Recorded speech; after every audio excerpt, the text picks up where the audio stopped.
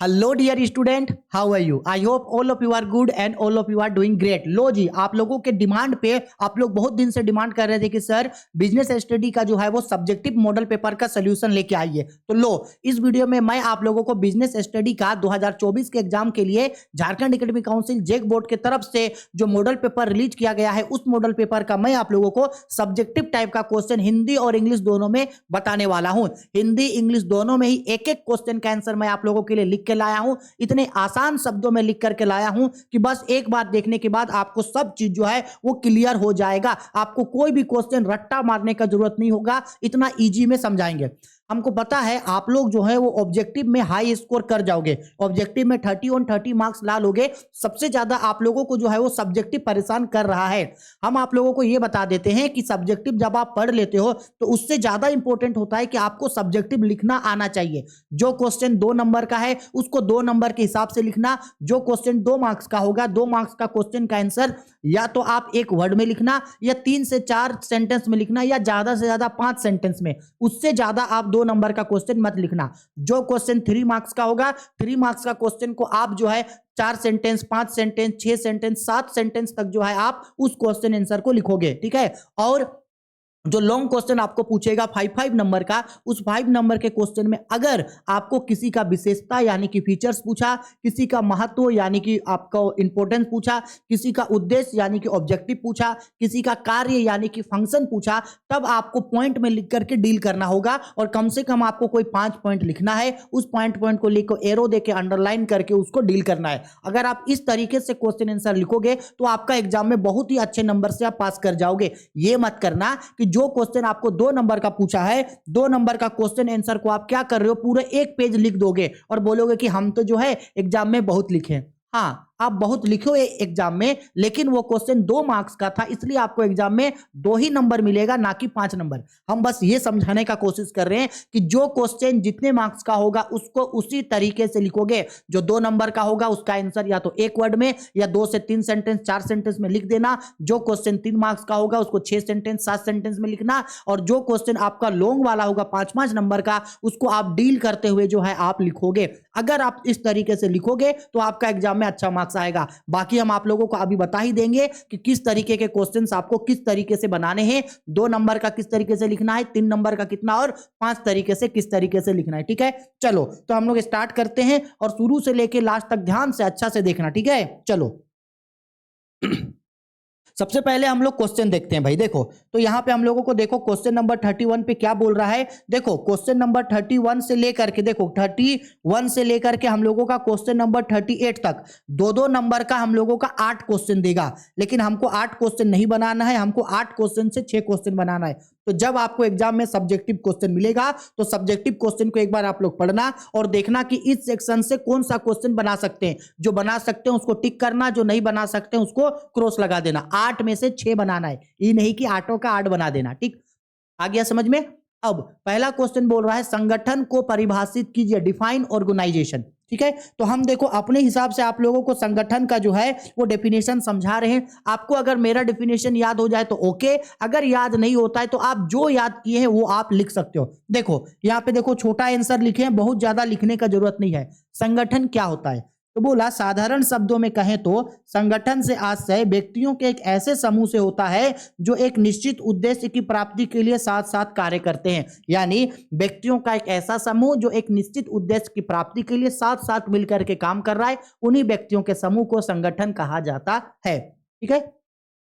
अब देखो इंग्लिश में भी हम लोग सेम चीज क्या लिखे हैं। इंग्लिश में देखो in simple words a group of people who contribute their efforts toward the attainment of goals is called organization. लोगों का एक ग्रुप जो इकट्ठे होकर के साथ साथ मिलकर के एफर्ट लगाते हैं और किसी ऑर्गेनाइजेशन के ऑब्जेक्टिव को, किसी ऑब्जेक्टिव्स के लिए साथ साथ काम करते हैं, इन्हीं लोगों के ग्रुप को हम लोग क्या बोलते हैं, इन्हीं लोगों के ग्रुप को हम लोग ऑर्गेनाइजेशन बोलते हैं। देखो बहुत ज्यादा नहीं लिखे, 2 नंबर का क्वेश्चन, इतना ज्यादा लिखना नहीं है। अगर आप इतना भी लिख देते हो तो 2 नंबर आपको मिल जाएगा। कोई कोई 2 नंबर का क्वेश्चन तो इतना सिंपल होगा कि उसका आंसर 1 वर्ड में देना है आपको, ठीक है। चलो अब हम लोग नेक्स्ट बढ़ते हैं आगे। क्वेश्चन क्वेश्चन नंबर 32 पे बोल रहा है वैज्ञानिक प्रबंध के जन्मदाता का नाम बताइए। Name the father of scientific management. हम सभी लोग बहुत अच्छे तरीके से पढ़े हैं कि the father of scientific management किसको कहा जाता है? F.W. टेलर, यानी फेडरिक विंसलो टेलर। तो यहां आप सिर्फ आंसर नंबर 32 डाल के सिर्फ आंसर लिख सकते हो F.W. टेलर, यानी कि फेडरिक विंसलो टेलर। हो गया, आपको मार्क्स मिल जाएगा। ठीक है, वैज्ञानिक प्रबंध का पिता F.W. टेलर, यानी वैज्ञानिक प्रबंध का जन्मदाता F.W. टेलर को कहा जाता है। हो गया, इससे ज्यादा लिखने का जरूरत ही नहीं है। आगे क्वेश्चन नंबर 33 पे बोल रहा है शेयर बाजार किसे कहते हैं? व्हाट इज स्टॉक एक्सचेंज या व्हाट इज स्टॉक मार्केट। ठीक है, चलो अब हम लोग इसके क्वेश्चन आंसर को करते हैं। देखो, तो यहां पे क्वेश्चन नंबर 32 का आंसर देखो, यहां पे बताए हैं Frederick Winslow Taylor, F.W. Taylor, उसका 32 का आंसर। अब देखो शेयर बाजार क्या होता है, देखो इसका भी आंसर देखो बहुत छोटा में लिखे हैं, क्योंकि भाई 2 नंबर का क्वेश्चन है, इतना ज्यादा लिखने का जरूरत नहीं है। ठीक है, देखो क्या होता है शेयर बाजार। शेयर बाजार से आशय एक ऐसे बाजार से होता है जहां अंश, ऋण पत्रों एवं आदि प्रतिभूतियों का क्रय विक्रय होता है। यानी एक ऐसा बाजार जहां शेयर, डिवेंचर, बॉन्ड्स और अदर सिक्योरिटीज को खरीदा और बेचा जाता है, उस बाजार को हम लोग शेयर बाजार बोलते हैं। शेयर बाजार से आशय ऐसे बाजार से होता है जहां अंश, ऋण पत्र एवं अन्य प्रतिभूतियों का क्रय विक्रय होता है। Stock market is a market where shares, debentures and other securities are exchange. हो गया, खत्म कहानी। ठीक है, चलो आगे बढ़ते हैं नेक्स्ट क्वेश्चन पे। आते हैं हम लोग क्वेश्चन नंबर 34 पे। देखो 34 पे बोल रहा है एक कंपनी के लिए सर्वाधिक महंगी पूंजी कौन सी होती है? What is the most expensive capital of A company. हम आप लोगों को कई बार इस क्वेश्चन को बताए हैं। सबसे सस्ता पूंजी होता है प्रतिधारित आय, रिटेन अर्निंग। सबसे महंगा पूंजी क्या होता है, ये आप लोग हमको कमेंट करके बताओगे। अकाउंटेंसी का क्वेश्चन है ये। ठीक है, आगे प्रबंध का क्या अर्थ है? What is management. हमको पता है, हर स्टूडेंट इसका आंसर तो भाई दे ही देगा मैनेजमेंट क्या होता है, क्योंकि बिजनेस स्टडी का शुरुआत इसी क्वेश्चन से होता है कि मैनेजमेंट क्या है, यानी कि प्रबंध क्या है। देखो प्रबंध के बारे में अलग अलग तरीके से आप अपना डेफिनेशन बोल सकते हो। ठीक है, हम प्रबंध के लिए डेफिनेशन के लिए जो है एक इजी डेफिनेशन हम आप लोगों के लिए लिख के लाए हैं, वही जो हम आप लोगों को पढ़ाए थे। तो देखो भाई प्रबंध क्या होता है, तो किसी निश्चित उद्देश्य की प्राप्ति के लिए नियोजन, संगठन, नियुक्तिकरण, निर्देशन एवं नियंत्रण करना ही प्रबंध कहलाता है। आपका कोई भी उद्देश्य है, उस उद्देश्य की प्राप्ति के लिए नियोजन कर रहे हो, संगठन कर रहे हो, नियुक्तिकरण कर रहे हो, निर्देशन कर रहे हो, नियंत्रण कर रहे हो, तो यही कार्य आपका नियोजन प्रबंध कहलाता है। ऐसे भी लिख सकते हैं प्रबंध लगातार चलने वाली प्रक्रिया होती है। प्रबंध एक सामूहिक कार्य होता है। प्रबंध के द्वारा संगठन के उद्देश्यों को पूरा करने का कार्य किया जाता है। आपको जैसे प्रबंध को डिफाइन करना है आप डिफाइन कर सकते हो। मैनेजमेंट क्या होता है भाई, तो management is a process of planning, organizing, staffing, directing and controlling of the achievement of organizational goals. जो भी ऑर्गेनाइजेशन के गोल्स हैं, उन गोल्स को अचीव करने के लिए प्लानिंग करना, ऑर्गेनाइजिंग करना, स्टाफिंग करना, डायरेक्टिंग करना और कंट्रोलिंग करना ही मैनेजमेंट कहलाता है। क्लियर है? ठीक है, चलो आगे बढ़ते हैं नेक्स्ट क्वेश्चन पे। हाँ, उपभोक्ता से क्या आशय है, बोल रहा है what is meant by consumer. तो बेसिकली ये हम लोगों का बिजनेस स्टडी टाइप का क्वेश्चन हो गया। तो देखो भाई कंज्यूमर क्या होता है, तो कंज्यूमर का नॉर्मल मतलब होता है वह व्यक्ति, वो इंसान जो किसी भी वस्तु को खरीदता है, उसे यूज करता है और उसकी अंतिम उपयोगिता को समाप्त करता है। एक पर्सन है जो किसी भी गुड्स को अपने नीड के लिए परचेज करता है और उसको कंज्यूम करता है और उसके यूटिलिटी को खत्म करता है, वही कहलाता है कंज्यूमर। देखो हम जो है ना, ये स्वेटर का हम कंज्यूमर हैं। कंज्यूमर है मतलब इस स्वेटर को हम खरीदे और हम इस स्वेटर को अभी यूज कर रहे हैं, यूज करने के बाद हम इसको खत्म कर देंगे। ठीक है, यानी ये धीरे धीरे वेस्ट हो जाएगा। तो हम जो हैं इस कपड़े का क्या है, यूजर है, हम इस कपड़े का कंज्यूमर है। देखो मेरे पास ये मोबाइल है, हम इस मोबाइल का कंज्यूमर है, मेरी जरूरत था, हम इस मोबाइल को खरीदे, अब हम इस मोबाइल को यूज कर रहे हैं, तो हम इसका कंज्यूमर है, हम इसका उपभोक्ता है। सिंपल बात है, हम लोग हर इंसान किसी ना किसी वस्तु का उपभोग हमेशा करते रहते हैं। ठीक है, देखो उसी चीज को यहां पे डिस्क्राइब किया गया है। क्या बोल रहा है, उपभोक्ता के बारे में बोल रहा है वह व्यक्ति जो किसी वस्तु का क्रय कर उसका उपभोग करता है और उसकी अंतिम उपयोगिता को समाप्त करता है, उपभोक्ता कहलाता है। इंग्लिश में क्या बोल रहा है, a consumer is the one who purchases the product for his or her own need and use or consume it. जब कोई अपने जरूरत के लिए, नीड्स के लिए किसी गुड्स को परचेज करता है, यूज करता है, तो उसे ही हम लोग कंज्यूमर बोलते हैं। आ गया समझ में, है ना कितना सिंपल।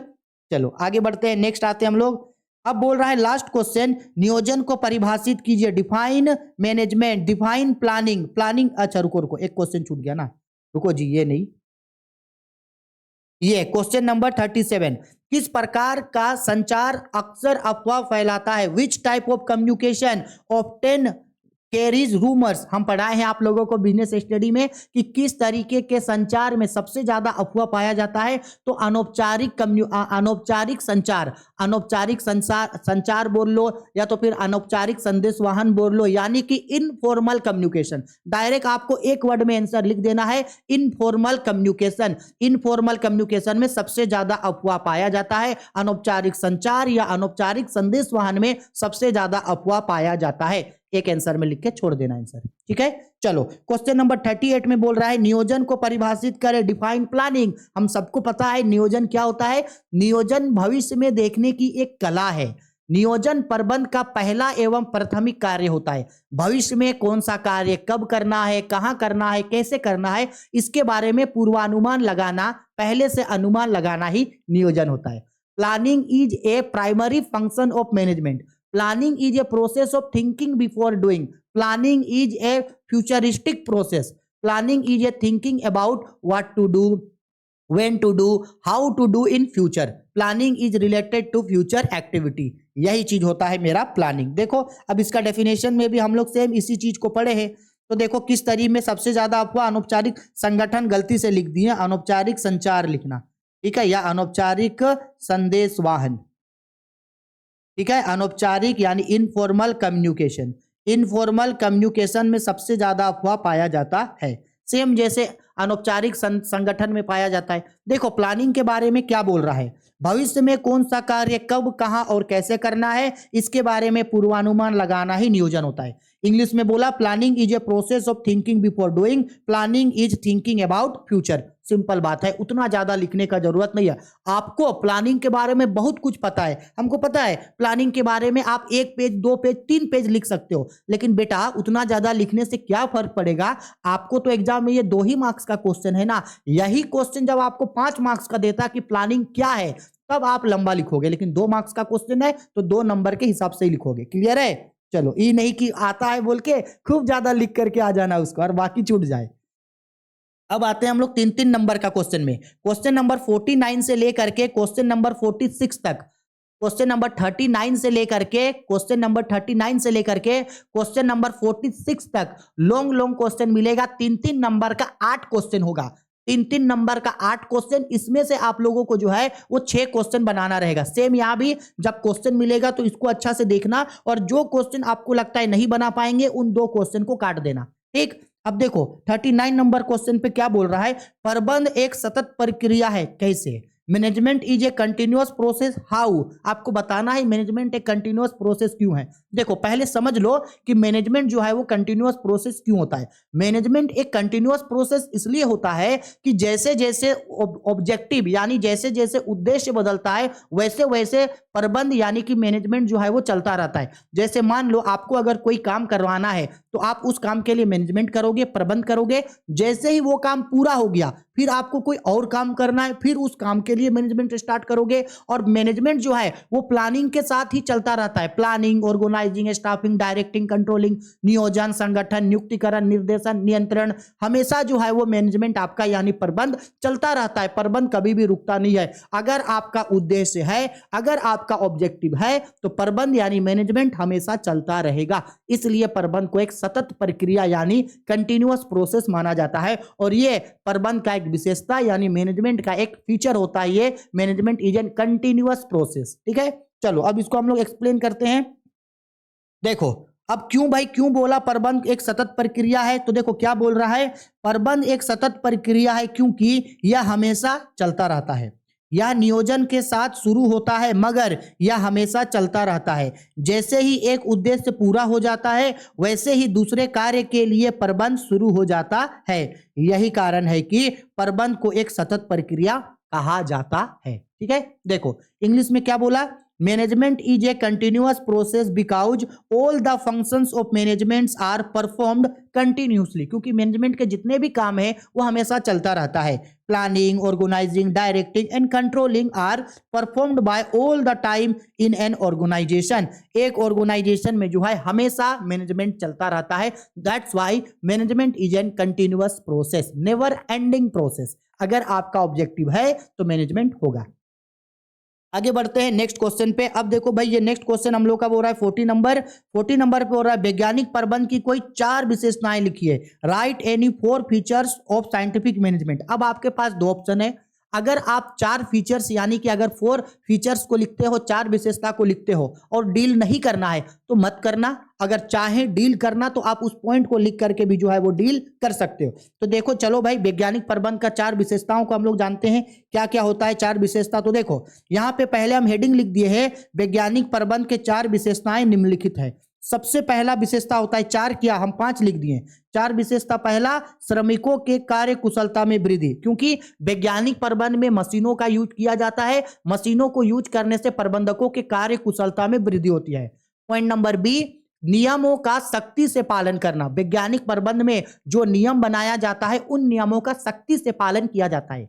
3 नंबर, मानसिक क्रांति। वैज्ञानिक प्रबंध मूल आधार होता है मानसिक क्रांति का, क्योंकि वैज्ञानिक प्रबंध मानसिक क्रांति से ही स्टार्ट होता है। इसके बाद परंपरागत प्रबंध विरोध, यानी प्रबंध का जो सिद्धांत है, जो प्रशासनिक प्रबंध है, ये उसका विरोध करता है। ई नंबर में व्यवस्थित दृष्टिकोण, बहुत ही सिस्टमेटिक तरीके से जो है वो वैज्ञानिक प्रबंध चलता है। तो अगर आप ये 5 पॉइंट लिखोगे, 4 भी लिखोगे तो नंबर मिल जाएगा। अगर आपको इसको डील करने का मन करे तो थोड़ा थोड़ा इन सबको डील कर सकते हो। ठीक है, चलो इंग्लिश में पढ़ते हैं अब। इंग्लिश में भाई देखो, फीचर्स ऑफ साइंटिफिक मैनेजमेंट। पहला, increase in the efficiency of workers. Scientific management से वर्कर्स लोगों के काम कार्य कुशलता में वृद्धि होती है। दूसरा, strict observation end of rules. जो रूल्स बना है उस रूल्स को एकदम स्ट्रिक्टली ओबे किया जाता है, यानी उनका पालन किया जाता है। इसके बाद मेंटल रिवोकेशन, क्योंकि साइंटिफिक मैनेजमेंट स्टार्ट ही होता है मेंटल रिवोल्यूशन से। ठीक है, इसके बाद डिस्कार्ड ट्रेडिशनल मैनेजमेंट। मैनेजमेंट करने का जो ट्रेडिशनल सिस्टम था, यानी जो एडमिनिस्ट्रेटिव मैनेजमेंट था, ये उसका विरोध करता है। ये बोलता है कि भाई मैनेजमेंट करने के लिए टेक्नोलॉजी का यूज करना चाहिए। इसके बाद सिस्टमैटिक अप्रोच। वैज्ञानिक प्रबंध यानी कि साइंटिफिक मैनेजमेंट में हर चीज को बहुत ही सिस्टमैटिक तरीके से चलाया जाता है। ठीक है, चलो आगे बढ़ते हैं नेक्स्ट क्वेश्चन पे। आगे नेक्स्ट क्वेश्चन पे बोल रहा है, क्या अधिकारों का भरार्पण किया जा सकता है? वर्णन करें। Can authority can be delegated, explain. पहले ये समझो कि क्या अधिकार, भरार्पण का मतलब क्या होता है, डेलीगेशन का मतलब क्या होता है। भरार्पण यानी डेलीगेशन का मतलब है, सपोज कर लो कि हम एक मैनेजमेंट का एक पार्ट है। 3 लेवल्स होता है मैनेजमेंट का, top level, middle level, lower level, उच्च स्तर, मध्य स्तर, निम्न स्तर। सपोज कर लो कि हम आपका मिडिल लेवल में काम करने वाला कोई वर्कर्स है हम, ठीक है, जनरल मैनेजर है या डिप्टी जनरल मैनेजर है। मान लो मेरे यहाँ काम का लोड बहुत ज्यादा बढ़ जा रहा है, हम अकेला जो है काम को संभाल नहीं पा रहे, मेरा जो कैपेसिटी है उससे भी बाहर हमको काम का लोड पड़ गया, हम इतना ज्यादा काम को संभाल नहीं पा रहे हैं। तो मेरा जो काम का भार है वो भार हम अपने से नीचे जो सबऑर्डिनेट्स है, अपने से नीचे वालों को वो काम हम सौंप देंगे कि भाई इतना सारा काम हमसे नहीं हो रहा है, लो थोड़ा सा काम तुम भी मदद कर देना, ये काम तुम कर देना। तो जब कोई कर्मचारी, जब कोई एम्प्लॉय अपने काम के भार को, अपने रिस्पॉन्सिबिलिटी को, अपने काम को किसी दूसरे के ऊपर देता है, तो यही चीज कहलाता है भरार्पण यानी कि डेलीगेशन। तो हाँ, डेलीगेशन किया जाना चाहिए, तब किया जाना चाहिए जब एक अकेला पर्सन जो है वो उस काम को नहीं संभाल पा रहा है, या वो काम जो है उसके लिमिट से एकदम बाहर चला गया है, उसके बस का बात वो नहीं है, तब जरूरी हो जाता है कि कार का भार वो बांट दे। और जो बहुत बड़ा बड़ा जो ऑर्गेनाइजेशन होता है, संगठन होता है, बड़ा बड़ा कंपनी होता है, उसमें बहुत ज्यादा काम का लोड हो जाता है, तब वैसे कंडीशन में कोई पर्सन जो है अपने काम के भार को, यानी अपने वर्क का लोड को जो है वो किसी दूसरे को दे सकता है, यानी डेलीगेशन किया जा सकता है। ठीक है, चलो अब हम ये भी समझा दिए कब करना चाहिए। अब इसी को हम लोग एक्सप्लेन करते हैं। देखो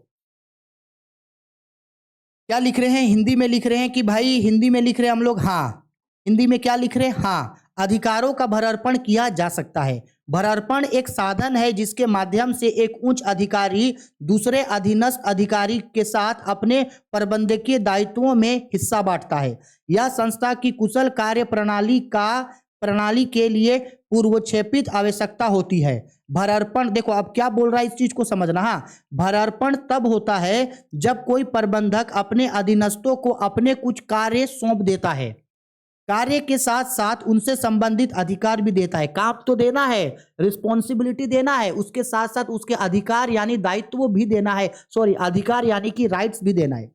अधिकारों के भरार्पण की आवश्यकता तब उत्पन्न होती है जब किसी व्यक्ति का कार्यभार उसकी क्षमता से परे हो जाता है, यानी वो अपने काम को अकेला संभाल नहीं पाता है।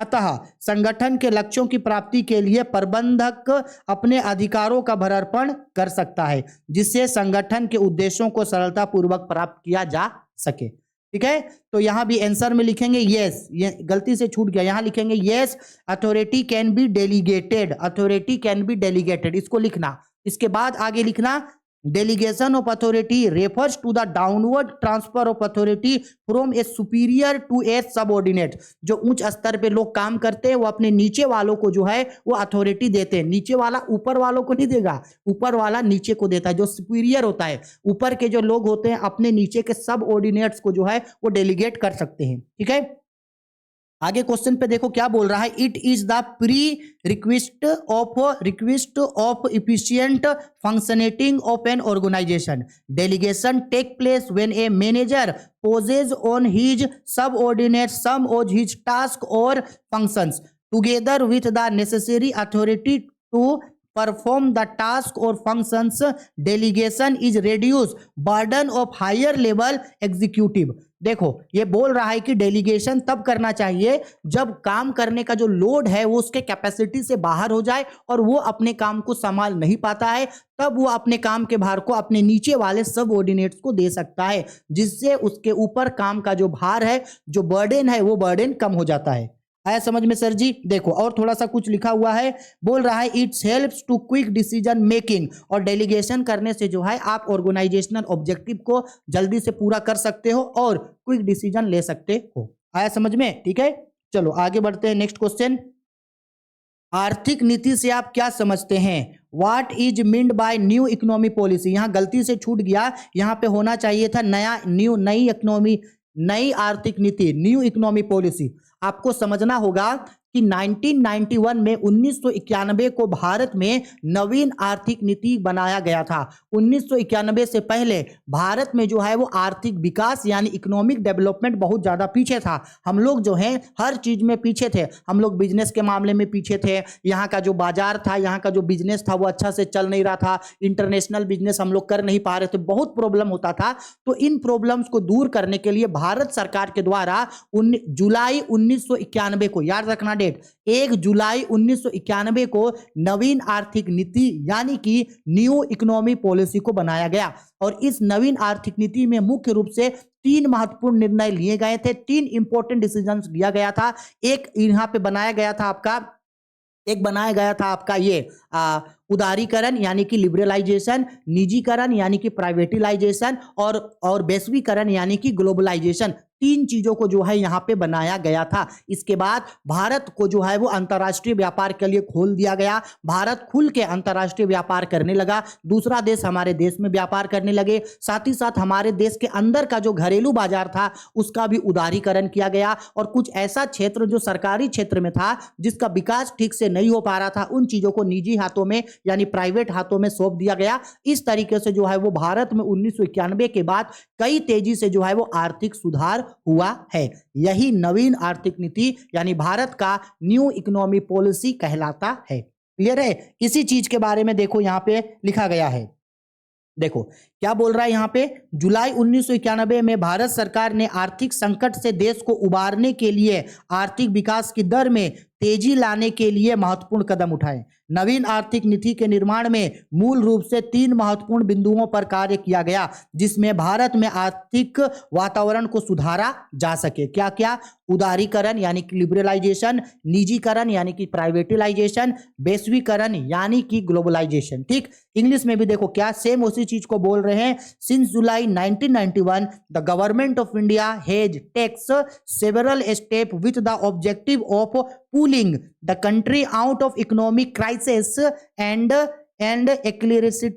Accelerating the rate of economic growth. India का इकोनॉमिक ग्रोथ को बढ़ा सके और जो भी क्राइसिस हो रहा है, जो भी मंदी का सिचुएशन आ रहा है, उसको दूर किया जा सके।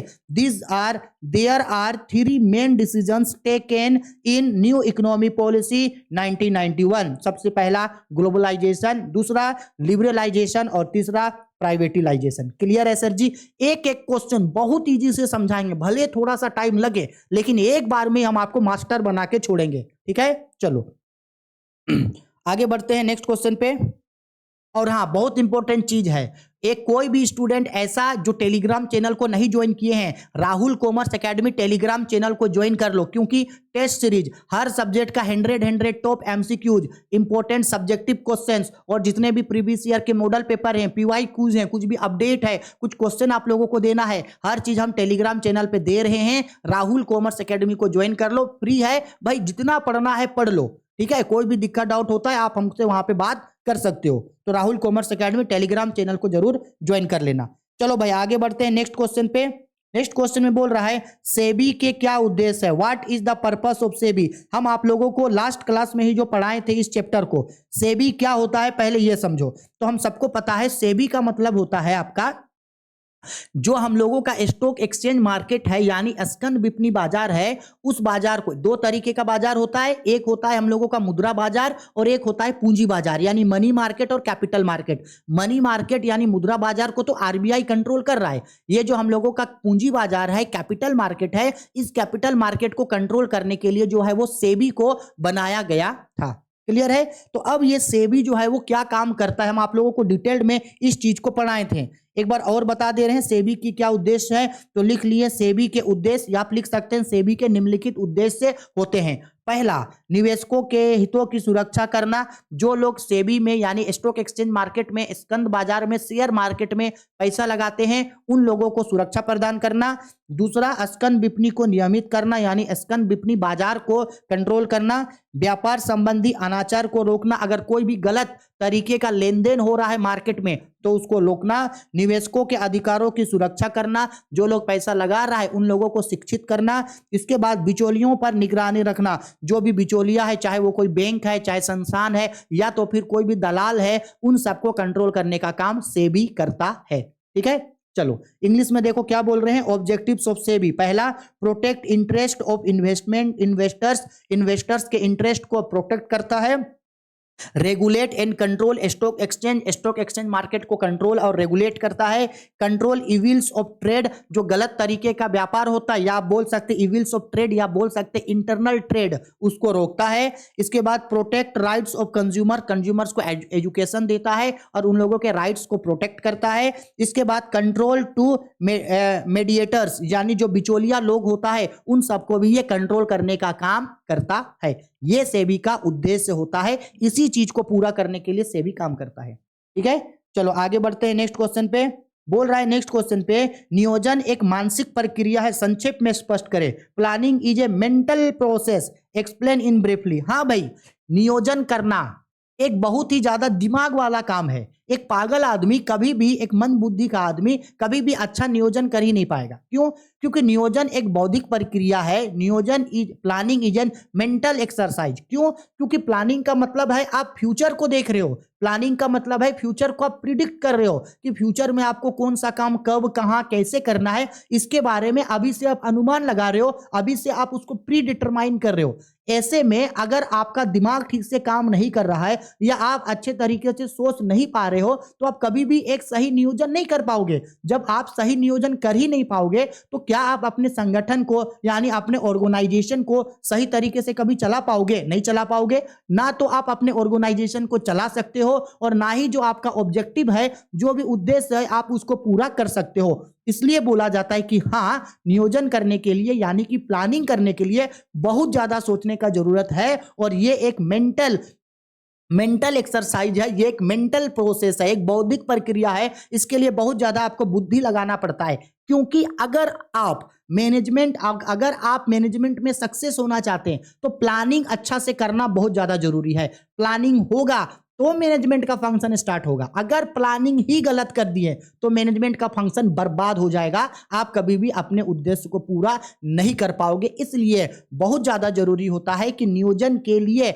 मानसिक प्रक्रिया का होना जरूरी है, यानी नियोजन करने से पहले उसके बारे में सोचना बहुत जरूरी है। इसलिए नियोजन को मानसिक प्रक्रिया यानी प्लानिंग को मेंटल प्रोसेस बोला जाता है। ठीक है, चलो इसी चीज को हम लोग अब पढ़ते हैं। देखो क्या बोल रहा है यहाँ पे, बोल रहा है 44 पे, नियोजन प्राथमिक रूप से एक बौद्धिक एवं मानसिक प्रक्रिया है, क्योंकि नियोजन बनाने वाले को संभावित कार्य की विधियों एवं विकल्पों में से सर्वोच्च का चयन करना पड़ता है। नियोजन करने से पहले कई सारे तथ्यों के बारे में सोचना पड़ता है और यही कारण है कि एक पागल व्यक्ति कभी भी एक अच्छा नियोजन नहीं कर सकता है। आगे बोल रहा है, नियोजन मूल रूप से एक मानसिक प्रक्रिया होती है जिसमें कोई प्रबंधक भविष्य में की जाने वाली कार्यों का पूर्वानुमान लगाता है। अगर नियोजन ही गलत हो तो उससे कभी भी संगठन के उद्देश्यों को प्राप्त नहीं किया जा सकता है। इसलिए नियोजन जो है एक बौद्धिक प्रक्रिया होता है। इंग्लिश में देखो सेम बोल रहे हैं, planning is known as a mental exercise, it is related to thinking before doing. Planning requires logical and systematical thinking rather than guess work. भविष्य में क्या होगा, गेस करने से अच्छा है कि उस चीज को आप सोच समझ के उस काम को करो। A planner mainly to think about what to do, how to do, when to do and who to do in future etcetera. यही चीज आपका प्लानिंग कहलाता है। इसलिए प्लानिंग जो है वो एक मेंटल एक्सरसाइज होता है, यानी एक मेंटल प्रोसेस है। ठीक है, थिंकिंग प्रोसेस है। आगे बढ़ते हैं नेक्स्ट क्वेश्चन पे। नेक्स्ट क्वेश्चन में बोल रहा है, एक अच्छे ब्रांड नाम की विशेषताओं को बताइए। What are the characteristics of a brand name. हम आप लोगों को जितना भी बिजनेस स्टडी में पढ़ाए हैं 80 to 90% क्वेश्चन जो है वो लड़ गया है। ठीक है, अगर आप उन सभी को अच्छा से करते हो तो डेफिनेटली अच्छा नंबर आपका आना ही आना है। अब बोल रहा है कि एक अच्छे ब्रांड की क्या विशेषताएं हैं, तो देखो हम ब्रांड का विशेषताओं को सिर्फ लिख दे रहे हैं, अगर आप उनको डील करना चाहो तो कर सकते हो। ठीक है, तो देखो भाई एक अच्छे ब्रांड में क्या क्या विशेषता है जो पाया जाना चाहिए या होना चाहिए। तो देखो एक अच्छे ब्रांड में निम्नलिखित विशेषताओं का होना जरूरी होता है। ठीक है, देखो यहां लिखे, एक अच्छे ब्रांड की निम्नलिखित प्रमुख विशेषताएं होती है। सबसे पहला जो ब्रांड होता है उसका नाम साधारण और सूक्ष्म होना चाहिए, मतलब सिंपल और छोटा होना चाहिए। सरल उच्चारण होना चाहिए जिसका नाम आसानी से याद कर सके, जैसे जियो, टाटा, आटा, बाटा, डालडा, इस तरीके से। स्मरणीय, याद रखने में आसानी होना चाहिए। पहचानने योग्य, ब्रांड को आसानी से पहचान सके। जैसे हम दे रहे हैं, सपोज कर लो हम आपको बोल रहे हैं कि ये हमको बताना किस प्रोडक्ट का है ये मान लो आधा खाया हुआ एप्पल, भाई हमसे तो ड्राइंगो नहीं बनता है। सपोज कर लो ये आधा खाया हुआ एप्पल है, छोड़ो रहने दो, हमसे ड्राइंग नहीं बनने वाला है। चलो क्वेश्चन नंबर 5, आकर्षक एट्रैक्टिव होना चाहिए। समय अनुकूल, समय को ध्यान में रख के बनाना चाहिए। अश्लीलता रहित, उससे किसी भी तरीके का गलत मैसेज ना निकले। मितव्ययता यानी कम खर्चा वाला हो, और पंजीकरण योग्य जिसका रजिस्ट्रेशन करा सकते हैं। अगर ये सब चीज पाया जाता है तो यही एक अच्छे ब्रांड की गुण होती है या एक अच्छे ब्रांड की विशेषता होती है। ठीक है, दोनों ही चीज आप इसको बोल सकते हो। आगे इंग्लिश में, characteristics of a good brand. Simple and short, उसका नाम सिंपल और छोटा होना चाहिए। इजी प्रोनाउंसमेंट, जिसको हम लोग आसानी से बोल सके। मेमोरेबल, जिसको आसानी से याद रख सके हम लोग। रिकॉग्नाइजेबल, जिसको आसानी से हम लोग पहचान सके। एट्रैक्टिव वाला होना चाहिए। टाइमली, टाइम के हिसाब से होना चाहिए, टाइम के हिसाब से बदला जाने लायक। लेक ऑफ ऑप्शंस यानी अश्लीलता रहित होना चाहिए। इकोनॉमिकली, कम खर्चा वाला हो। और रजिस्ट्रेबल यानी जिसका रजिस्ट्रेशन हम लोग कर सकते हैं। क्लियर है? अगर आपको डील करना है तो चॉइस इज योर्स, आप कर सकते हो, नहीं तो इतना भी लिख देना तो ओके है। चलो भाई आगे बढ़ते हैं नेक्स्ट क्वेश्चन पे। बोल रहा है कि नियोजन आगे देखता है जबकि नियंत्रण पीछे देखता है, स्पष्ट कीजिए। Planning is looking ahead where controlling is looks back, explain. और याद करो हम जब आपको कंट्रोलिंग चैप्टर पढ़ाए थे तो हम बोले थे 2 क्वेश्चन आप लोग कर लेना, एक ये वाला क्वेश्चन और एक बोले थे नियोजन और नियंत्रण में संबंध, यानी relationship between planning and controlling. बोले थे इन दोनों में से एक क्वेश्चन का बहुत इंपॉर्टेंट चांस होगा, और एक बजटरी कंट्रोल यानी बजटरी नियंत्रण। देखो ना एक क्वेश्चन दे दिया ना, ठीक है? अगर उस समय आपको ध्यान में होगा ये क्वेश्चन तो आप अभी इसके लिए रेडी है। तो देखो भाई, planning is looking ahead whereas controlling is looking backward, explain. देखो एक्चुअल में ये भले ही बोला जाता है कि नियोजन प्लानिंग आगे देखता है और कंट्रोलिंग जो है वो पीछे देखता है, सही बात है, लेकिन हमेशा ऐसा नहीं होता है। एक्चुअल में प्लानिंग यानी नियोजन आगे देखता है ना, सेम उसी तरीके से जो कंट्रोलिंग होता है, नियंत्रण होता है, वो भी आगे देखता है। क्यों? क्योंकि फ्यूचर में, अब पास्ट में, बीते हुए कल पे आप जो गलती किए हैं उन गलतियों को आप सीखते हो और उन गलतियों से फ्यूचर में होने वाले गलतियों को सुधारते हो। तो हम ये कह सकते हैं कि हाँ भाई, नियोजन तो आगे देखता ही देखता है, प्लानिंग तो आगे देखता ही देखता है, उसके साथ साथ कंट्रोलिंग भी आगे देखता है। हालांकि कंट्रोलिंग पीछे से भी रिलेटेड होता है, क्योंकि पीछे के मिस्टेक को सीखते हैं और आगे उसको हम लोग सही करते हैं। इसलिए बोलते हैं कि हाँ, प्लानिंग जो है वो आगे देखता है, लेकिन जो हम लोगों का कंट्रोलिंग है वो पीछे के साथ साथ आगे भी देखता है। हाँ, नियोजन भी आगे देखता है, नियोजन के साथ साथ नियंत्रण भी आगे देखता है। आया समझ में? अब इसी चीज को हम लोग एक्सप्लेन करते हैं थ्योरेटिकल तरीके से। तो देखो भाई, एक्सप्लेन किस तरीके से किया गया है, देखो बोल रहा है कि नियोजन आगे देखता है और नियंत्रण पीछे। देखो एक्सप्लेन कर रहे हैं, नियोजन भविष्य में देखने की एक कला होती है। भविष्य हमेशा भविष्य में की जाने वाली क्रियाओं के लिए किया जाता है।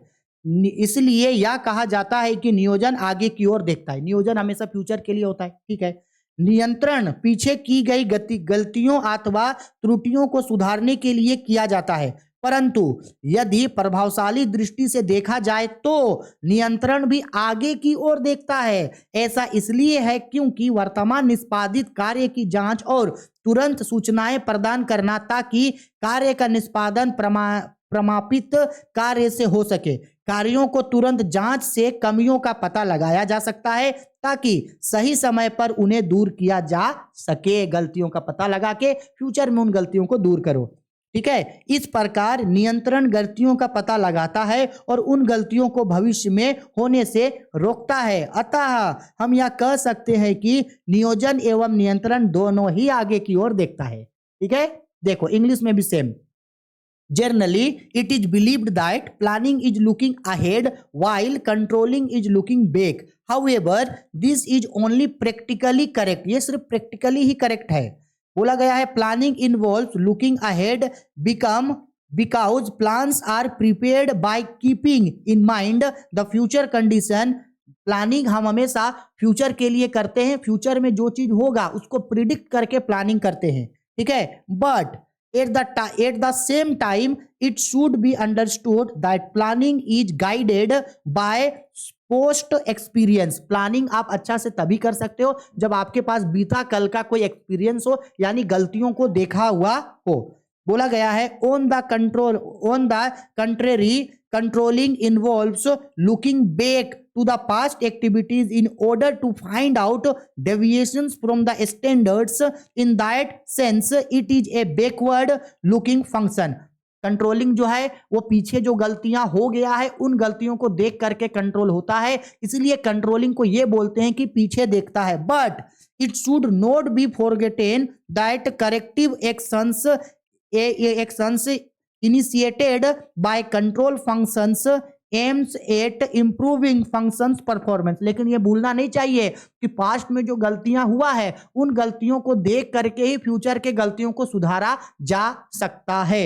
Thus, इसीलिए planning and controlling are both backward looking as well as forward looking function. इसलिए बोल सकते हैं कि हाँ भाई, कंट्रोलिंग जो है वो पीछे भी देखता है और उसके साथ साथ आगे भी देखता है। आ गया मेरा बात समझ में? बाबा रे, थक गए चिल्ला चिल्ला के ऑफलाइन क्लास इतना ज़्यादा, ऑनलाइन क्लास। अच्छा ठीक है, चलो लेट हो रहा है। चलो अब आते हैं टॉपिक के ऊपर।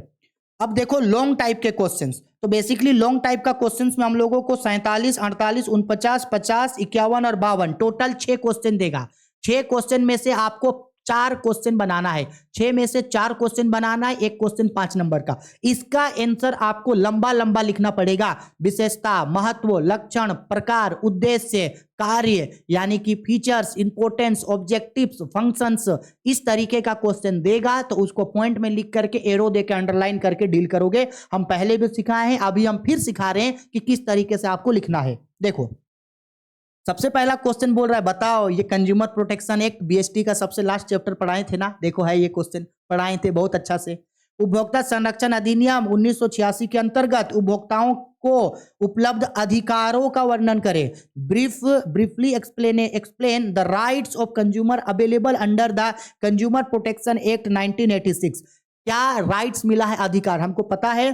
कंज्यूमर प्रोटेक्शन एक्ट यानी उपभोक्ता संरक्षण अधिनियम के अंतर्गत उपभोक्ताओं को 6 अधिकार यानी कि 6 राइट्स और 6 दायित्व यानी कि 6 रिस्पॉन्सिबिलिटीज दिया गया है। तो यहां बोल रहा है कि वो 6 दायित्व, 6 अधिकार यानी राइट्स कौन कौन है। देखो अगर सिर्फ आप राइट्स लिख के छोड़ दोगे तो आपको नंबर नहीं मिलेगा, क्योंकि ये 5 नंबर का क्वेश्चन है। तो आपको अधिकार लिख करके उसको डील करना है। कैसे डील किया जाता है अगर नहीं आता है तो देखो हम समझा रहे हैं। देखो इस क्वेश्चन को अच्छा से समझना। ये देखो सबसे पहले लिखें, ये हम लोग का कितना है भाई, नंबरिंग देख लेना। हाँ, उपभोक्ता संरक्षण अधिनियम के अंतर्गत उपभोक्ताओं के अधिकार को बताइए। क्वेश्चन है ये, इसका आंसर उपभोक्ता संरक्षण अधिनियम 1986 के अंतर्गत उपभोक्ताओं को निम्नलिखित अधिकार प्राप्त है। 6 अधिकार है। सबसे पहला अधिकार देखो ये है सुरक्षा का अधिकार। देखो सुरक्षा का अधिकार लिखे, उसके बाद उसको देखो डॉट दिए ना, और देखो यहां पे अंडरलाइन कर दिए। एग्जाम में भी आप लोग ऐसे ही अंडरलाइन करोगे। ठीक उसके नीचे अंडरलाइन के इसके नीचे लिखोगे, इसको डील करोगे। सुरक्षा का अधिकार क्या होता है, तो बोल रहा है उपभोक्ता को ऐसे वस्तुओं एवं सेवाओं के विरुद्ध सुरक्षा का अधिकार है जो उनके जीवन एवं संपत्ति के लिए हानिकारक है। संपत्ति के लिए क्या है भाई, हानिकारक होते हैं। गलती से यहां छूट गया है, हानिकारक होते हैं। आ गया समझ में, ठीक है। अब दूसरा विशेषता, तो देखो दूसरा विशेषता क्या है, सेम वैसे ही लिखे। सूचना प्राप्त करने का अधिकार। देखो एरो देके अंडरलाइन किए, डील करें। ब्लैक पेन से एरो देके अंडरलाइन करना। उपभोक्ता संरक्षण अधिनियम के अंतर्गत उपभोक्ताओं को यह अधिकार है कि वह जिन वस्तुओं एवं सेवाओं का क्रय कर रहे हैं उनकी गुणवत्ता, मात्रा, उपयोगी मूल्य, शुद्धता एवं मानक के बारे में पूरी जानकारी ले सके। आप जो सामान खरीद रहे हैं, आपका राइट्स है कि आप उस सामान के बारे में दुकानदार से पूछ सकते हैं कि भाई ये सामान क्या है, इस सामान का दाम कितना है, इस सामान में क्या क्या चीज मिला है, इस सामान को किस तरीके से यूज करना है, क्या ये मेरे हेल्थ के लिए नुकसानदायक तो नहीं है। इस तरीके से आपको उस सामान के बारे में जो पूछना है पूछ सकते हैं। दुकानदार ऐसे नहीं बोलेगा कि भाग जाओ हम तुमको नहीं बताएंगे, ऐसा नहीं। आपका अधिकार है, आप पूछो, आपको दुकानदार बताएगा, ये आपका अधिकार है। ठीक है सर जी, चलो आगे आते हैं। क्वेश्चन पॉइंट नंबर 3, चयन करने का अधिकार। यानी आपके पास अधिकार है कि आप अपने हिसाब से, अपने पसंद से वस्तुओं का चयन कर सकते हो। आप कपड़ा देखने गए, दुकानदार आपको 2 कपड़ा दिखाया, आपको पसंद नहीं आया तो आप और देखो, पसंद नहीं आया तो और देखो, कोई टेंशन नहीं। आप अपने पसंद से सामान ले सकते हो। दुकानदार जबरदस्ती आपको वो सामान थोपेगा नहीं। ये चीज समझा रहे, ठीक है। देखो क्या बोल रहा है, उपभोक्ताओं को यह अधिकार प्राप्त होता है कि वे अपनी आवश्यकता एवं पसंद के अनुसार वस्तुओं तथा सेवाओं का क्रय कर सकते हैं। विक्रेता या उत्पादक उसे किसी वस्तु के लिए मजबूर नहीं कर सकता है। पसंद आया लो, पसंद नहीं आया मत लो, कोई टेंशन नहीं है। आपको जबरदस्ती वो सामान लेने के लिए फोर्स नहीं करेगा। 4 होगा सुने जाने का अधिकार। सुना जाने का मतलब है कि उपभोक्ता संरक्षण के अंतर्गत यदि किसी उपभोक्ता के साथ शोषण होता है तो अपनी शिकायतों को उचित मंचों पर बता सके। इसके लिए जिला, राज्य और राष्ट्रीय स्तर पर मंचों का निर्माण किया गया। अगर आपके साथ किसी भी तरीके का कोई शोषण हो गया तो आपके पास अधिकार है कि आप अपने शिकायतों को दर्ज कर सकते हो। आपका जो शिकायत होगा उसको सुना जाएगा। और आपके शिकायतों को सुनने के लिए, यानी उपभोक्ताओं को शिकायतों को सुनने के लिए हमको पता है 3 आयोग का निर्माण किया जाता है। सबसे नीचे होता है जिला आयोग जो 1 करोड़ तक के विवादों को सुनता है। दूसरा होता है राज्य आयोग जो 1 करोड़ से लेकर 10 करोड़ तक के विवादों को सुनता है। और तीसरा होता है राष्ट्रीय आयोग जो 10 करोड़ से ज्यादा तक के विवादों को सुनता है। ठीक है, आगे नेक्स्ट आते हैं क्वेश्चन पॉइंट नंबर 5। देखो 6 अधिकार है। बोल रहा है निवारण प्राप्त करने का अधिकार। निवारण मतलब आपके साथ जो गलती हुआ उसका समाधान। देखो बोल रहा है यदि किसी उपभोक्ता के साथ कोई शोषण होता है तो उसका निवारण जल्द से जल्द कर दिया जाता है। इसकी क्षतिपूर्ति धन या वस्तु के रूप में होती है। आपका जो केस है उसका सुनवाई तुरंत कर दिया जाएगा। ठीक, इसके बाद लास्ट, उपभोक्ता शिक्षा का अधिकार। उपभोक्ताओं को यह अधिकार प्राप्त है कि वो अपने अधिकारों को जाने, समझे, उसके बारे में जानकारी प्राप्त करें। उपभोक्ताओं को यह अधिकार प्राप्त होता है कि वे अधिकारों से संबंधित सारी ज्ञान एवं शिक्षा को जान सके। इसके लिए कई तरह के विज्ञापन किए जाते हैं। देखो इसी के तहत आप कभी सुने होंगे स्लोगन, जागो ग्राहक जागो। इसी के तहत वो सुनाया जाता है ताकि अपने राइट्स को आप पहचानो।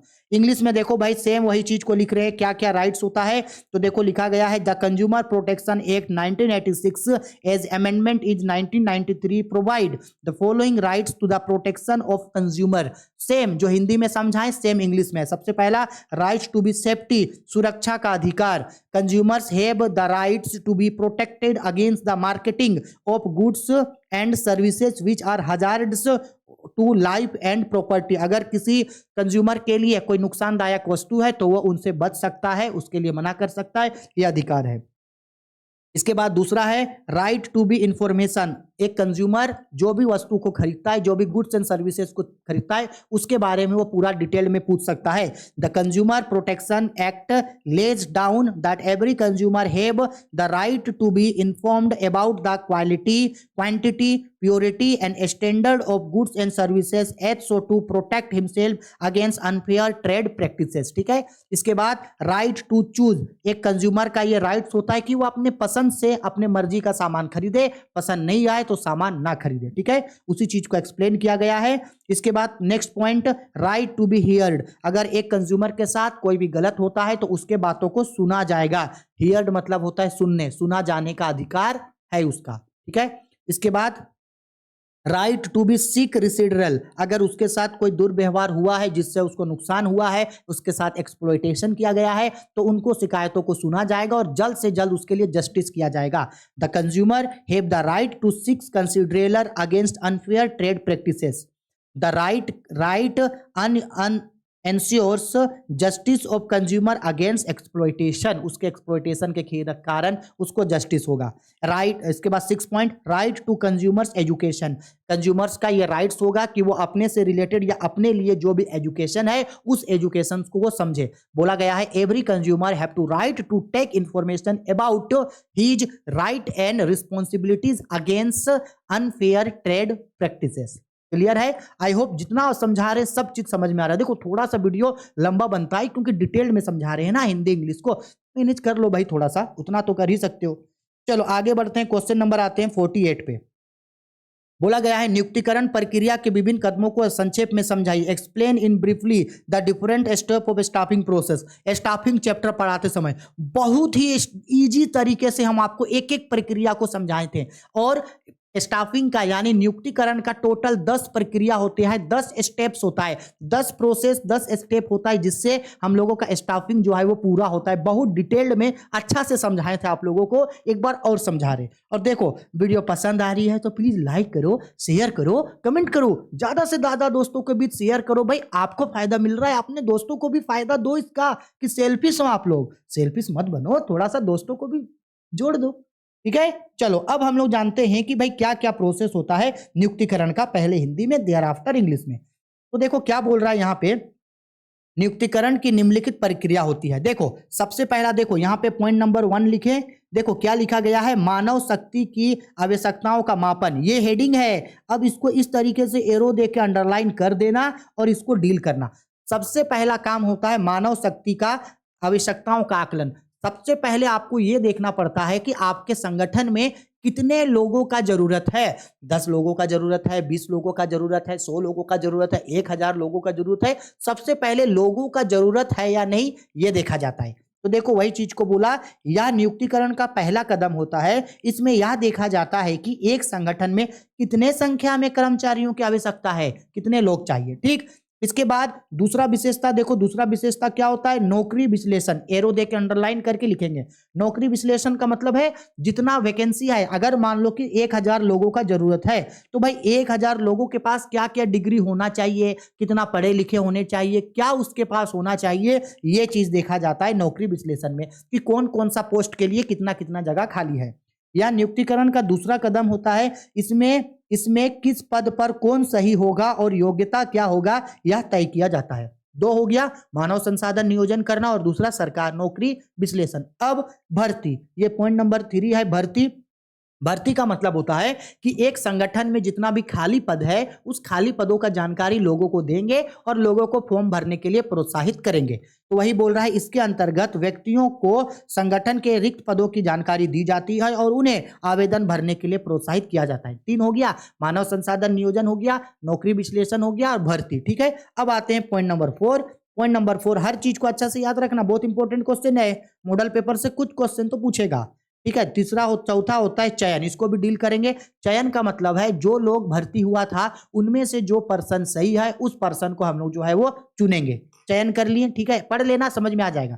चयन कर लिए, 4 हो गया। 5 में होगा हम लोगों का रिप्लेसमेंट यानी अधिस्थापना, यानी जिन लोगों को सेलेक्ट किए हैं उन लोगों को काम पे रखेंगे, जिसको जिस पोस्ट के लिए चुने हैं उस पोस्ट पे, जिस पद के लिए चुने हैं उस पद पे कर्मचारियों को रखेंगे। ठीक है, अब काम पे रख दिए, अब उन लोग को ट्रेनिंग देना होगा। तो छठा काम होता है हम लोगों का प्रशिक्षण यानी कि ट्रेनिंग। ट्रेनिंग में सिखाया जाता है, काम का जानकारी दिया जाता है कि कैसे करना है। अब ट्रेनिंग हो गया, काम अच्छा कर रहा है तो पदोन्नति यानी कि उन लोग का प्रमोशन करेंगे, नीचे स्तर से ऊंचे स्तर में उसको भेजेंगे। इसके बाद अगर किसी कर्मचारी के साथ कुछ नुकसान होता है तो उसका हम लोग क्षतिपूर्ति करेंगे, पैसा के रूप में हम लोग उसका भरपाई करेंगे। इसके बाद 9th में निष्पादन मूल्यांकन, इसको थोड़ा सा डील करना होगा, कर लेना। इसके बाद लास्ट स्थानापन्न यानी कि ट्रांसफर करेंगे एक जगह से दूसरा जगह। हम 8 पॉइंट को डील कर दिए, 2 पॉइंट को आप लोग डील कर लेना। ठीक है सर जी, आ गया समझ में सर जी? ठीक है, इंग्लिश में भी देखो सेम बोला गया है, these are different steps of staffing. सबसे पहला estimating the man power recruitment, इसको एरो देके अंडरलाइन करके डील करेंगे। मेन पावर रिक्रूटमेंट यानी कितने लोगों का जरूरत है ये पता लगाएंगे।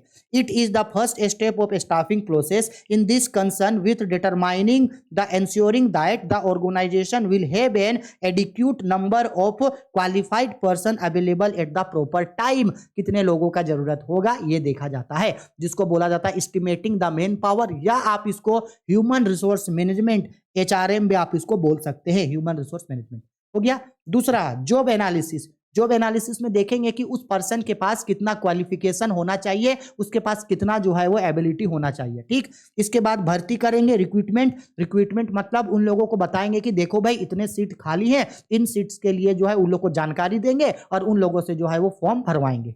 ठीक है, फॉर्म भराएं, लोग आया, रिक्रूटमेंट के बाद उन लोगों का क्या करेंगे, सिलेक्शन, उन लोगों का सिलेक्शन लेंगे और राइट पर्सन को राइट जॉब के लिए हम लोग चुनेंगे।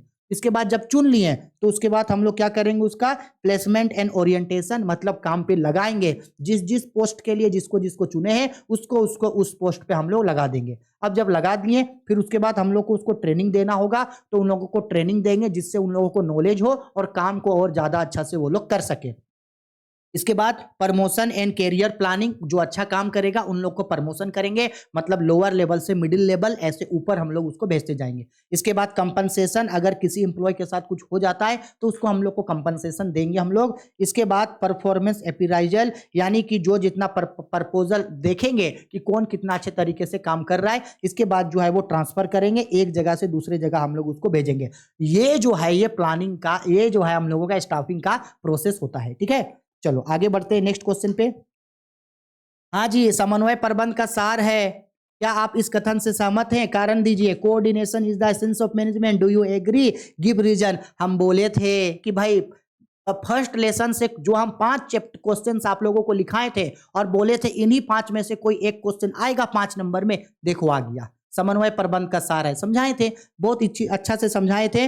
देखो उसी चीज को हम अभी दोबारा जो है आप लोगों को दिखा दे रहे हैं क्या होता है। देखो वही क्वेश्चन है। ठीक है, बोला गया है बिखरे हुए। समन्वय का मतलब क्या होता है कि एक ऑर्गेनाइजेशन में, समन्वय का मतलब होता है भाई तालमेल, समन्वय का मतलब कोऑर्डिनेशन, कोऑर्डिनेशन का मतलब तालमेल। एक संगठन में बहुत सारे स्तर पाए जाते हैं, top level, middle level, lower level, उच्च स्तर, मध्य स्तर, निम्न स्तर।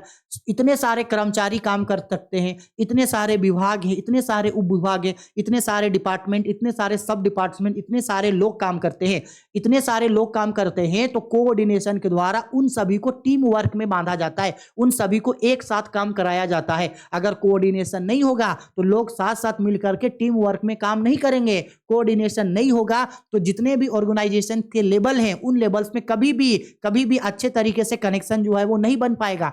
कोऑर्डिनेशन है जिसमें लोगों को जोड़ के रखा जाता है, कोऑर्डिनेशन है जिससे लोग एक टीम के रूप में काम करते हैं। इसलिए बहुत ज्यादा जरूरी है कि एक संगठन में समन्वय को हो। जिस तरह से बहुत सारे मोतियों को एक माला में अगर बनाना है तो एक धागा लेंगे, उस धागा को नीचे साइड बांधेंगे और उसमें मोतियों को डालेंगे, इसके बाद लास्ट में उस धागा को बांध देंगे तो माला बन गया। जैसे ही उस धागा को काट देंगे तो माला बिखर जाएगा, मोती बिखर जाएगा। वैसे ही ये जो मोती है ये प्रबंध है, ये जो मोती है ये कर्मचारी है, ये जो मोती है ये ऑर्गेनाइजेशन है, और इन सबको वो धागा जोड़ा है, वही धागा आपका कोऑर्डिनेशन होता है।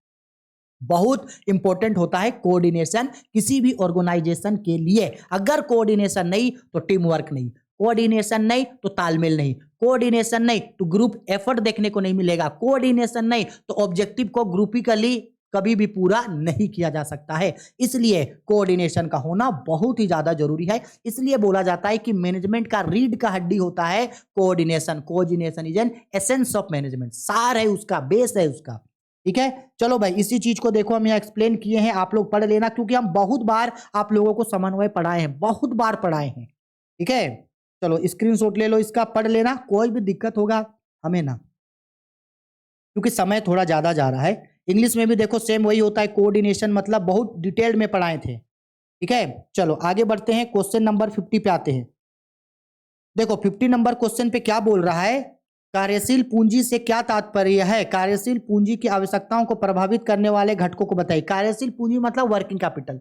सिंपल बात है भाई, वर्किंग कैपिटल क्या होता है, ये आपका फाइनेंशियल मैनेजमेंट पार्ट बी का आपका पहला लेसन का क्वेश्चन है। ठीक है, अब बताओ हमको कार्यशील पूंजी क्या होता है। तो हम सबको पता है कार्यशील पूंजी बराबर चालू संपत्ति माइनस चालू दायित्व। यानी जब हम लोग कभी भी किसी भी फार्म का चालू संपत्ति से उसके चालू दायित्वों को घटा देते हैं तो कार्यशील पूंजी यानी कि वर्किंग कैपिटल मिल जाता है। वर्किंग कैपिटल का मतलब है excess amount of current asset over is current liability. यानी जब हम लोग करंट एसेट से करंट लायबिलिटी को घटा देते हैं तो वो होता है वर्किंग कैपिटल। वर्किंग कैपिटल को आप ऐसे भी बोल सकते हैं कि एक बिजनेस में जो भी दिन प्रतिदिन, जो भी डे बाय डे, जो भी डे टू डे, रोज रोज का जो खर्चा होता है उन खर्चों को पेमेंट करने के लिए कंपनी अपने पास जो कैपिटल रखता है वो कैपिटल होता है वर्किंग कैपिटल। वर्किंग कैपिटल इसलिए रखा जाता है ताकि एक कंपनी के अंदर में रोजमर्रा का, डे बाय डे, रोज का जो भी खर्चा है उन सारे खर्चा का पेमेंट जो है वो वर्किंग कैपिटल से किया जा सके, इसलिए कंपनी में वर्किंग कैपिटल रखा जाता है। मीनिंग समझ में आ गया। अब कौन कौन सा चीज है ऐसा जिससे आपका वर्किंग कैपिटल इंक्रीज या डिक्रीज होगा, बढ़ेगा या घटेगा, उसको देखेंगे। तो आई होप वर्किंग कैपिटल बोले तो समझ में आ गया, आपको नहीं समझ में आया है तो देखो भाई क्या बोल रहा है यहाँ पे। बोल रहा है कार्यशील पूंजी से आशय चालू संपत्तियों के चालू दायित्वों पर अधिक से होता है। यानी कार्यशील पूंजी बराबर चालू संपत्ति माइनस चालू दायित्व। साधारण शब्दों में कहें तो कार्यशील पूंजी से आशय पूंजी के उस मात्रा से होती है जिसका उपयोग दिन प्रतिदिन के होने वाले व्ययों के लिए किया जाता है।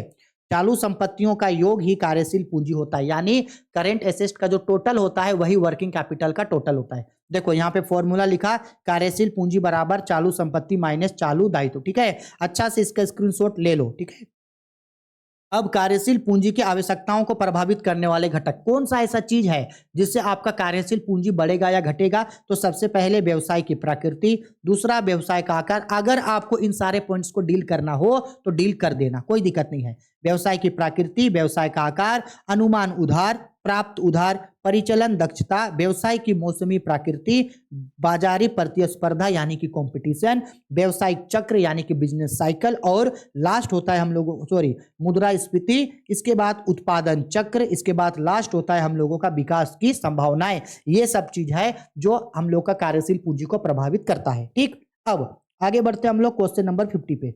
50 पे क्या बोल रहा है को 50 पे working capital is the surplus amount of current asset over is current liability.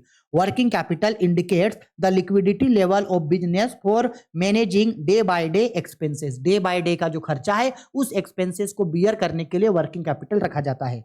And covers inventory, cash, stock, accounts payable, accounts receivable, and short-term debt. It is an indicator a short-term financial position of an organization. इसके बाद देखो working capital का formula, working capital is equal to current asset minus current liability. ये formula होता है working capital का। ठीक, अब कौन कौन सा चीज है जो वर्किंग कैपिटल को इफेक्ट करता है? Factors affecting working capital, WC मतलब वर्किंग कैपिटल रिक्वायरमेंट। कौन सा चीज है जो वर्किंग कैपिटल का रिक्वायरमेंट को इफेक्ट करता है? सबसे पहला नेचर ऑफ बिजनेस, दूसरा साइज ऑफ बिजनेस, तीसरा क्रेडिट अलोड, चौथा क्रेडिट अवेलेबल्ड, इसके बाद पांचवा ऑपरेटिंग इफिशियंसी, इसके बाद सीजनल नेचर ऑफ बिजनेस, इसके बाद marketing competition, business cycle, inflection यानी कि मुद्रास्फीति, प्रोडक्ट साइकिल यानी कि उत्पाद चक्र, और लास्ट ग्रोथ प्रोस्पेक्ट यानी कि विकास की संभावना। ये सब चीज होता है जो वर्किंग कैपिटल को इफेक्ट करता है। अगेन आप लोगों को भी अगर इन पॉइंट्स को डील करना है तो कम से कम 4-5 पॉइंट को यू शुड डील, आप डील कर सकते हो उसको। ठीक है, आगे बढ़ते हैं भाई नेक्स्ट क्वेश्चन पे।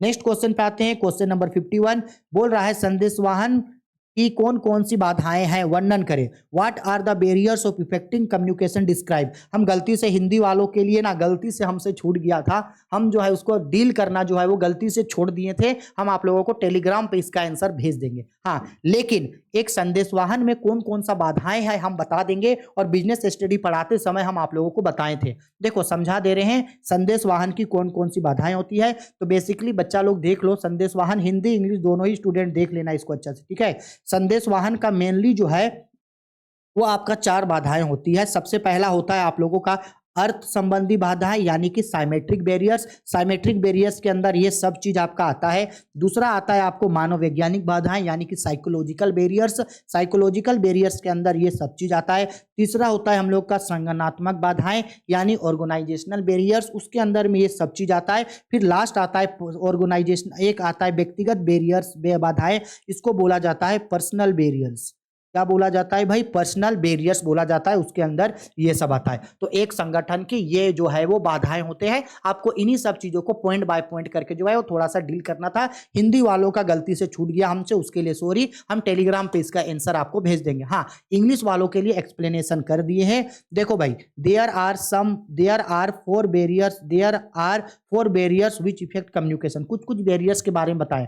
एक साइमेट्रिक बैरियर्स। साइमेट्रिक बैरियर्स क्या है? देखो एरो दे करके उसको अंडरलाइन किए, ऐसे ही हिंदी वाले लोगों को भी इसको लिख करके अंडरलाइन करना है। साइमेट्रिक बैरियर्स क्या होता है देखो वो बताएं। दूसरा होता है साइकोलॉजिकल बैरियर्स, जिसको इमोशनल बैरियर्स भी बोलते हैं, उसके बारे में डील किया हुआ है। इसके बाद है ऑर्गेनाइजेशनल बैरियर्स, ऊपर जो बताएं वही चीज है ऑर्गेनाइजेशनल बैरियर। इसके बाद देखो हो गया पर्सनल बैरियर्स। ये 4 बैरियर्स होता है कम्युनिकेशन का, उस चीज को डील कर दिए हैं। ठीक है, हाँ गलती अगर आप इस चीज को ऐसे लिखो, ओके नहीं लिख सकते तो आप इसको इस तरीके से भी चाहे तो एक्सप्लेन करके दिखा सकते हो। इस तरीके से दिखाने से भी नंबर जो है आपको फुल ही मिलेगा।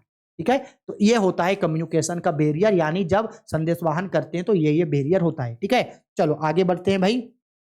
लास्ट क्वेश्चन है क्या? हाँ लास्ट क्वेश्चन। तो भाई देखो क्या बोल रहा है, सेबी के कार्यों का वर्णन करें। Outline the functions of SEBI. SEBI के बारे में हम आपको बार बार समझा रहे हैं। हमको लग रहा है कि इस बार सेबी से रिलेटेड क्वेश्चन आपको शायद एग्जाम में दिखेगा। ठीक है, और सेबी के लिए जो है इंपॉर्टेंट है, अच्छा है।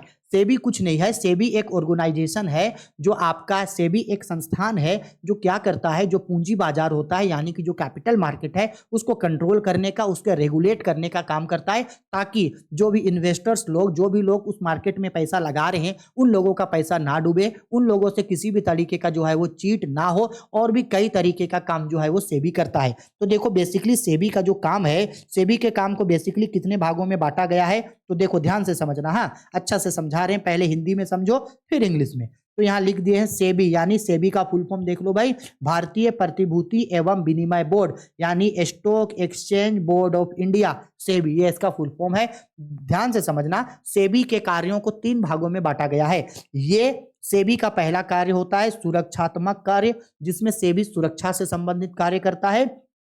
ये दूसरा विकासात्मक कार्य यानी सेबी जो है वो पूंजी बाजार के विकास से संबंधित कार्यों को करता है। और तीसरा नियामक कार्य यानी सेबी जो है वो पूंजी बाजार के लिए नियम लाना, उन लोगों को नियंत्रण करने का कार्य करता है। तो सेबी के कार्यों को 3 भागों में बांटा। अब ये जो हम लोग का सुरक्षात्मक कार्य है, सुरक्षात्मक कार्य के अंदर में क्या क्या चीज आता है, सेबी क्या काम करता है, सब बताते हैं। तो देखो, सुरक्षा संबंधित कार्य में सेबी क्या काम करता है, बाजार में अनुचित व्यापार पर प्रतिबंध लगाता है सेबी। दूसरा, सभी प्रकार के गतिविधियों की जांच करता है। तीसरा, निवेशकों को शिक्षित करता है।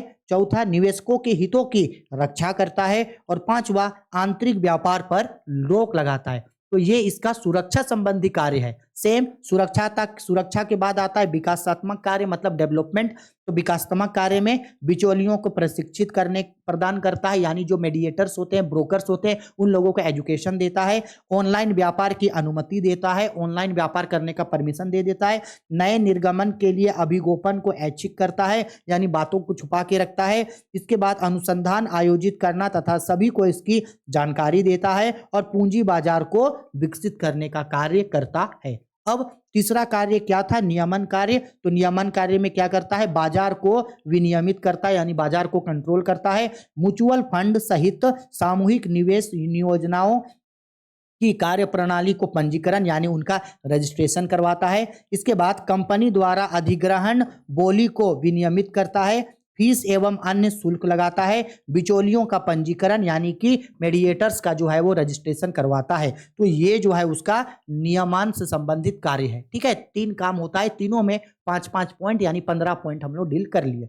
अब आते हैं हम लोग थोड़ा सा इंग्लिश में। तो इंग्लिश में भी देखो सेम लिखे हैं। सेबी का फुल फॉर्म होता है security exchange board of India. ठीक है, अब सेबी के फंक्शंस को 3 भागों में बांटा गया। फंक्शंस ऑफ सेबी, तो फर्स्ट फंक्शन होता है प्रोटेक्टिव फंक्शंस, दूसरा होता है डेवलपमेंट फंक्शंस और तीसरा होता है रेगुलेटरी फंक्शंस। अब देखो ये जो हम लोग का पहला जो है ये जो प्रोटेक्टिव फंक्शंस है, प्रोटेक्टिव फंक्शंस में किस किस तरीके का काम करता है सेबी। तो सबसे पहला prohibited unfair trade practice. Prohibited मतलब होता है रिस्ट्रिक्शंस, प्रतिबंध लगाता है अनट्रेड प्रैक्टिस को, यानी बिना मतलब का या गलत व्यापार को रोक लगाता है। It check all type of activity, सभी तरीके के एक्टिविटी के ऊपर निगरानी रखने का काम करता है। It protect investors by educating them, investors को एजुकेट करके उन लोगों को प्रोटेक्ट करता है। इसके बाद to promotes a fair practice, अच्छे बाजार का विकास करता है। It control insider trading and impose penalties for such practices, internal trade को रोकता है और अगर कोई इंटरनल ट्रेड करता है तो उन लोगों के ऊपर प्लेंटी यानी कि जुर्माना लगाता है। इसके बाद डेवलपमेंट फंक्शंस देखो, डेवलपमेंट से रिलेटेड वो क्या काम करता है।